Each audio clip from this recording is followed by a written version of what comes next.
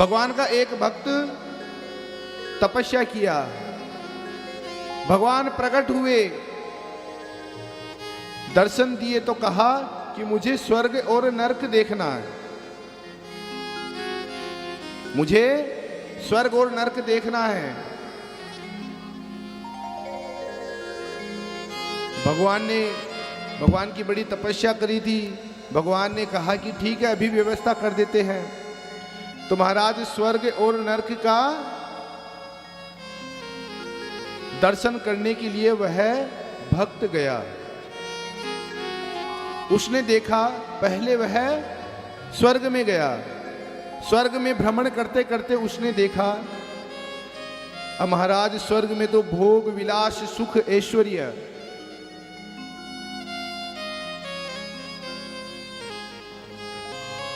कि सभी देवतागण स्वर्ग में सुख भोग रहे हैं। ये देवता कौन है?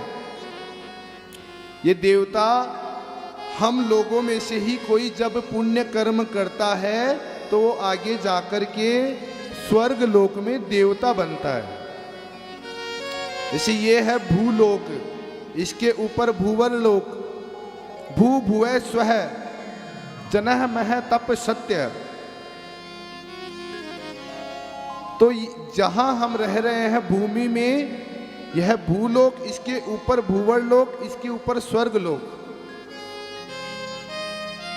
स्वर्ग और नरक का देखने के लिए वह भक्त गया। उसने देखा कि स्वर्ग में सभी सुख भोग रहे हैं, लेकिन सुख भोगते भोगते उसकी एक देवता के ऊपर में नजर पड़ी तो उसने देखा कि वह रो रहा है।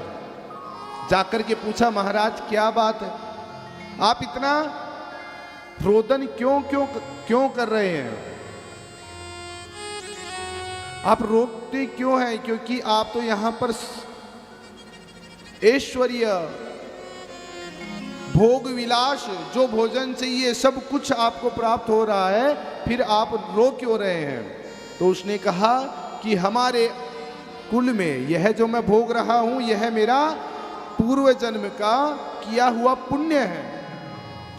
लेकिन अब हमारे कुल में एक ऐसा भक्त, हमारे कुल में एक ऐसा पापी हुआ है जो कि पाप ही पाप कर्म करता है।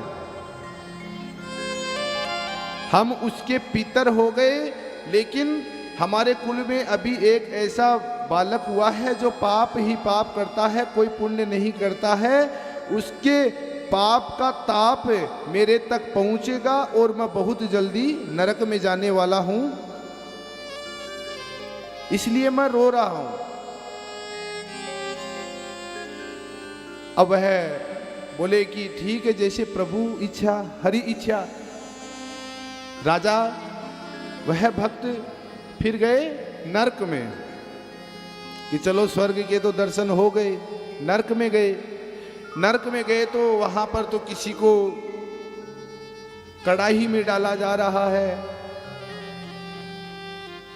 किसी की हथेली के आकार के जितना स्वरूप देकर के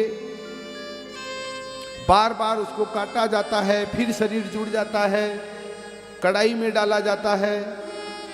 मनुष्य का आकार भी एक एक हथेली के जितना वहां पर अनेक प्रकार के कष्ट भोगते हुए भक्त ने देखा नरक में। महाराज हृदय सा कांप गया।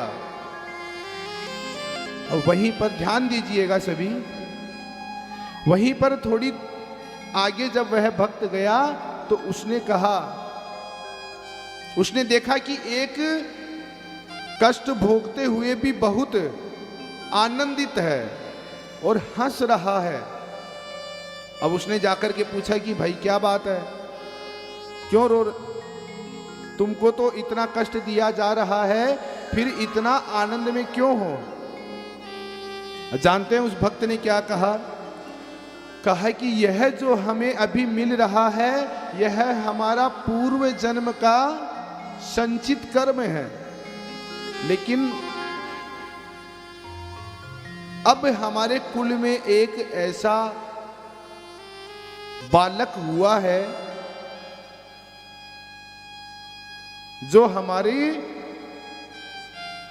कुल का उद्धार करने के लिए जिसका जन्म हुआ है, और हमारे कुल में एक ऐसा बालक बच्चा हुआ है जो कि श्रीमद् भागवत महापुराण की कथा करवा रहा है, श्रीमद् भागवत महापुराण की कथा सुन रहा है।